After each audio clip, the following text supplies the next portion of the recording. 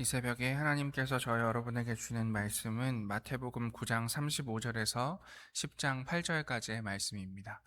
마태복음 9장 35절에서 10장 8절까지의 말씀 제가 받들어 봉독하겠습니다. 이것은 하나님의 말씀입니다. 예수께서 모든 도시와 마을에 두루 다니사 그들의 회당에서 가르치시며 천국 복음을 전파하시며 모든 병과 모든 약한 것을 고치시니라. 우리를 보시고 불쌍히 여기시니 이는 그들이 목자 없는 양과 같이 고생하며 기진함이라. 이에 제자들에게 이르시되 추수할 것은 많되 일꾼이 적으니 그러므로 추수하는 주인에게 청하여 추수할 일꾼들을 보내주소서 하라 하시니라. 예수께서 그의 12제자를 부르사 더러운 귀신을 쫓아내며 모든 병과 모든 약한 것을 고치는 권능을 주시니라. 12사도의 이름은 이러하니 베드로라 하는 시몬을 비롯하여 그의 형제 안드레와 세베대의 아들 야고보와 그의 형제 요한, 빌립과 바돌로메, 도마와 세리 마테, 알페오의 아들 야고보와 다데오, 가나나인 시몬 및 가룟 유다 곧 예수를 판 자라. 예수께서 이 12를 내보내시며 명하여 이르시되 이방인의 길로도 가지 말고 사마리아인의 고을에도 들어가지 말고 오히려 이스라엘 집에 잃어버린 양에게로 가라. 가면서 전파하여 말하되 천국이 가까이 왔다 하고 병든 자를 고치며 죽은 자를 살리며 나병 환자를 깨끗하게 하며 귀신을 쫓아내되 너희가 거저 받았으니 거저 주라. 아멘. 마태복음 9장과 10장 말씀을 중심으로 거저 받았으니 거저 주라 라는 제목으로 하나님 말씀 나누도록 하겠습니다. 오늘 본문은 예수님께서 길 위에서 계시는 장면으로 시작합니다. 복음서를 읽어 내려가실 때 복음서에서 중요하게 생각하실 부분은 이 복음서라는 개념 자체가 십자가를 향한, 그러니까 예루살렘에서 십자가에 못 박혀 돌아가시는 그 사건을 향한 예수님의 여정에서 벌어지는 일들을 복음서가 계속해서 기록하고 있다라는 사실입니다.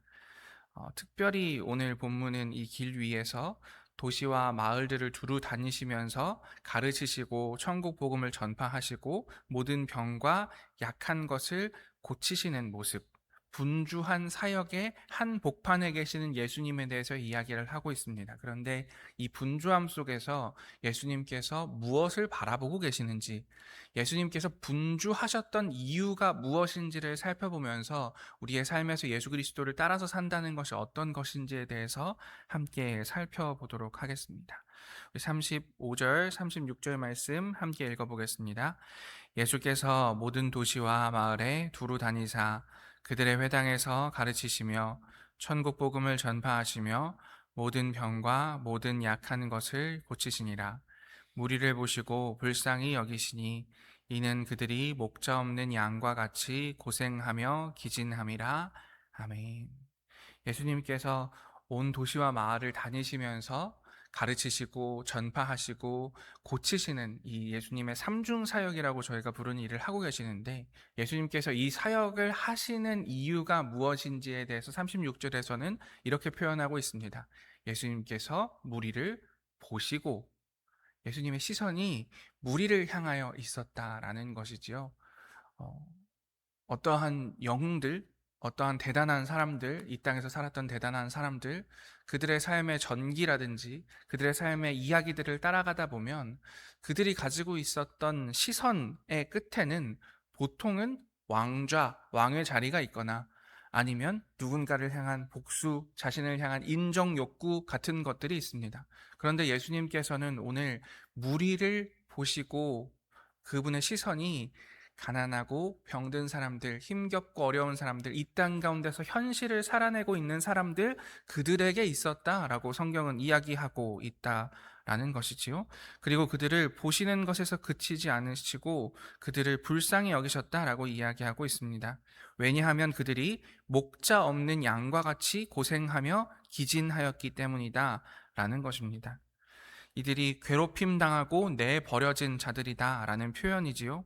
어딘가에 쫓기고 시달려 기진했으며 누구 하나 거두어 주는 이 없이 길바닥에 던져진 사람들이었습니다. 그래서 마태는 그들을 목자 없는 양 같다라고 표현하고 있는 것입니다. 이 한마디는 그냥 나온 말이 아닙니다. 이스라엘의 오랜 기억 속에서 구약 성서에서 계속해서 표현하고 있기 때문에 목자 없는 양이라는 것은 가장 절망적인 그림이었습니다.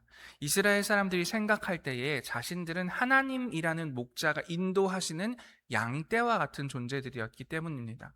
여러분들도 참 좋아하시고 이스라엘 사람들도 참 좋아하는 여호와는 나의 목자시니 내게 부족함이 없으리로다 라는 이미지가 이스라엘 사람들 안에는 확 하고 박혀 있는 것이지요.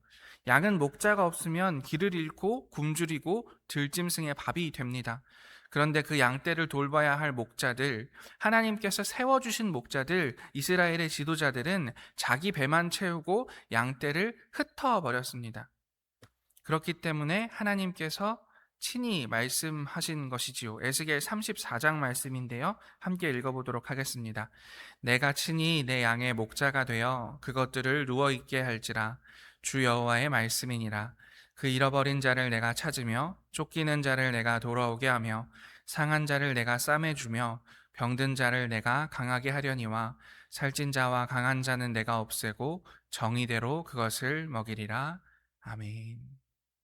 이스라엘 사람들에게 하나님께서 권력을 위임하셔서 힘을 위임하셔서 그들을 다스리게 하였던 목자들은 다 거짓 목자들 같아서 이스라엘 사람들을 제대로 돌보지 못하였다.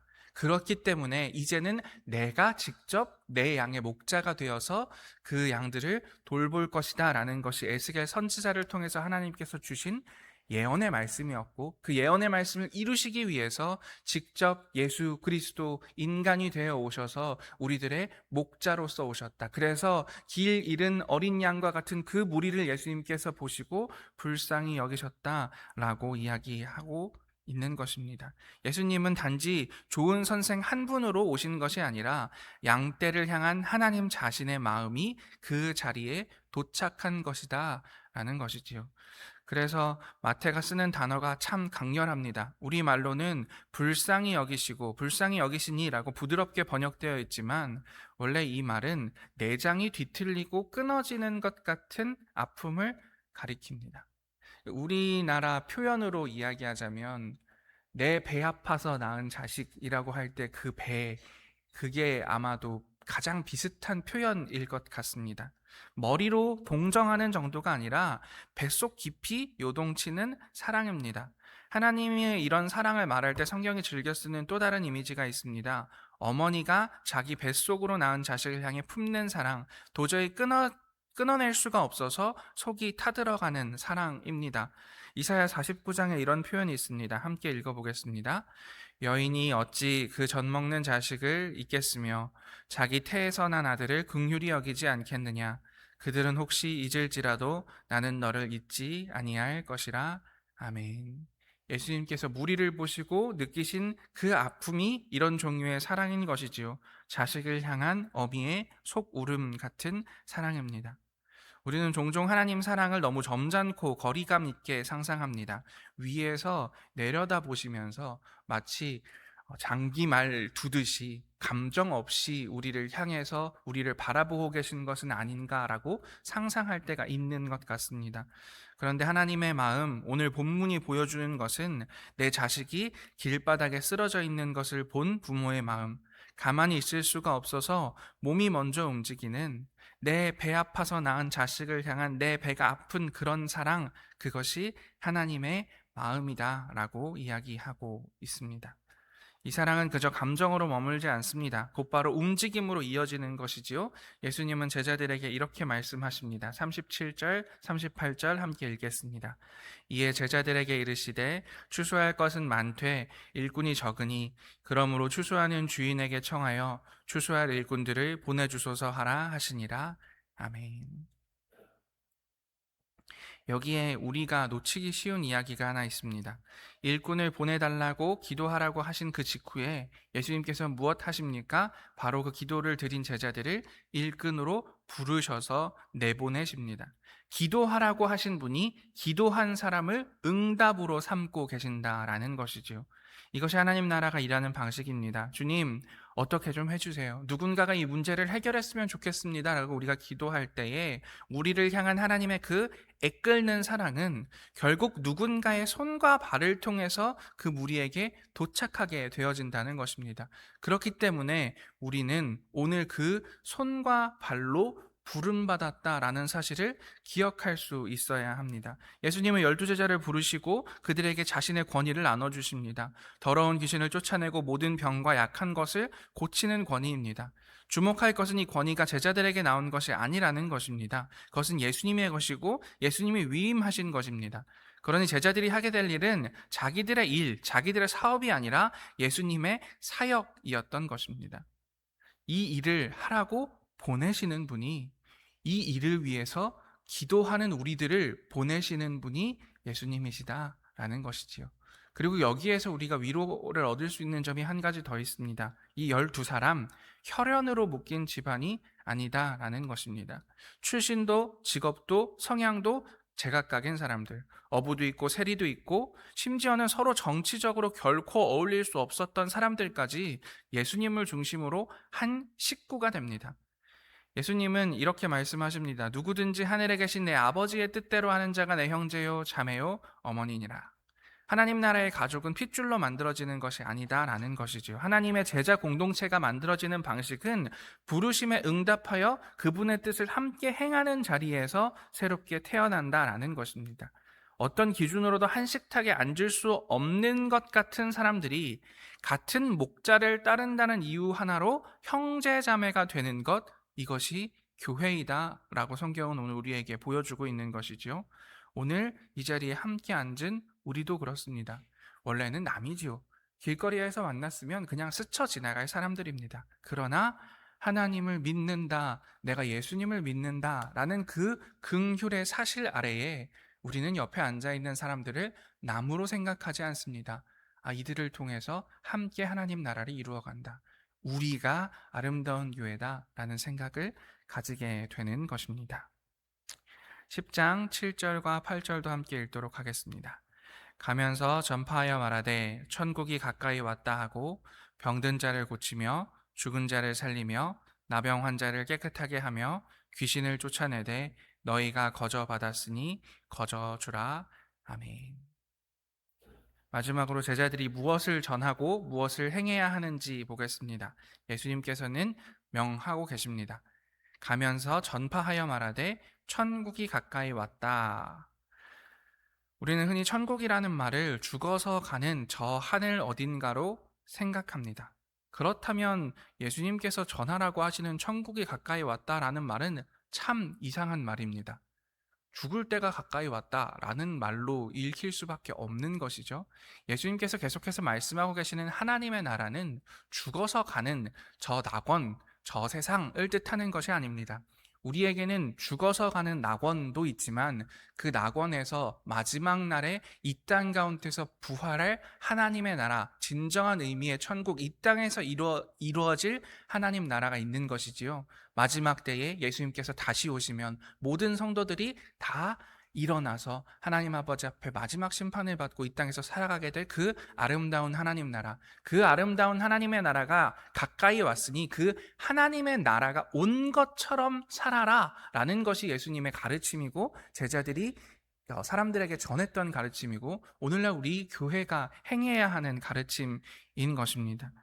하나님의 다스리심이 바로 이 땅으로 우리가 딛고 사는 이 현실 한복판으로 뚫고 들어오는 사건, 가까이 왔다라는 말은 저 멀리 있던 무언가가 지금 우리 앞에 밀려 들어왔다라는 선언이 되는 것입니다.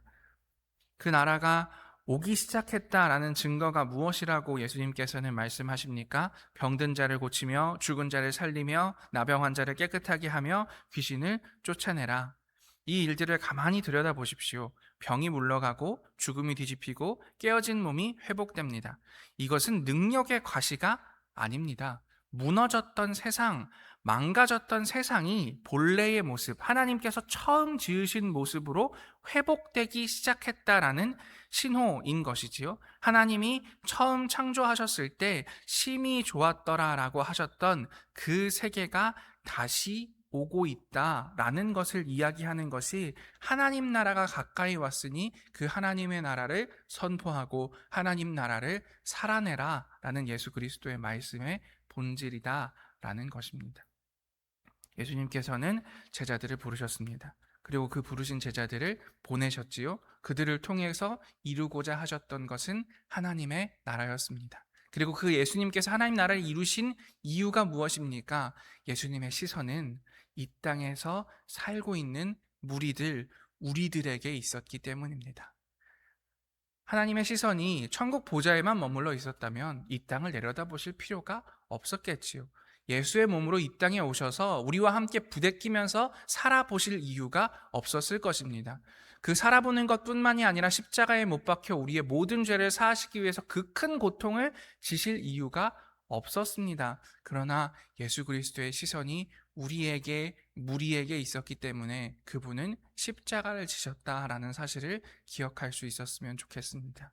우리가 예수 그리스도를 따라 살면서 하나님의 나라를 산다는 것은 그렇다면 무슨 의미이겠습니까? 예수님께서 그 시선을 무리에게 두셨던 것처럼 우리도 우리 주변의 이웃들을 돌아보는 것입니다. 그들에게 있는 어려움과 문제들을 해결해주며 그들과 함께 앉아서 그들의 이야기를 들어주며 그들의 손을 잡아주고 그들을 위해서 기도해주고 그들이 치유될 수 있도록 애쓰는 것, 그것이 교회가 가져가야 하는 본질이고 그것이 예수 그리스도께서 이 땅에서 하셨던 일이고 예수님께서 12명의 제자들을 뽑아서 그들에게 시키신 일이다 라고 한다면 오늘 우리도 그러한 삶 살 수 있었으면 좋겠습니다. 우리의 마음 가운데 천국이 가까이 왔다라는 이 마음이 있어서 병든 자를 고치고 죽은 자를 살리며 나병한 자를 깨끗하게 하는 어떠한 능력이 벌어져야 된다라는 것이 아니라 하나님 나라가 이 땅에 온 것처럼 그 창조의 첫 순간 보시기에 좋았더라라는 순간들을 오늘 우리의 삶 가운데 꽃피워 싹 틔워가며 살아가는 우리의 삶, 그것이 예수 그리스도의 제자된 삶이며 예수를 따라가는 삶이라는 사실을 기억하실 수 있기를, 그래서 하나님 나라가 나의 마음 가운데 우리의 삶 가운데 일어나는 놀라운 역사가 오늘 여러분들의 삶 가운데 있으시기를 간절히 기도하겠습니다. 함께 기도하겠습니다. 주님 감사합니다. 예수님께서 어디에 시선 두셨는지 그 두신 시선으로 인해서 이 땅 가운데 하나님 나라를 가지고 오시는 일들, 그것을 선포하는 일들이 우리의 삶 가운데 어떻게 이루어져야 하는지 살펴보았습니다. 하나님, 우리 가운데 역사하시고 임재하여 주시옵소서. 우리의 힘으로는, 우리의 능력으로는 하나님 나라가 이 땅에 온 것처럼 살아갈 수 없습니다. 우리의 상상력으로는, 너무나도 이 빈곤한 상상력으로는 하나님의 나라를 다 꿈꿀 수 없습니다. 그러나 우리가 예수 바라보면서 살아갈 때에 예수님께서 주시는 꿈과 희망과 소망으로 하나님 나라 꿈꾸며 하나님 나라 이루어가며 살아간 우리 다 되어질 수 있도록 역사하시고 함께하여 주시옵소서. 모든 말씀 예수님 이름으로 기도합니다. 아멘.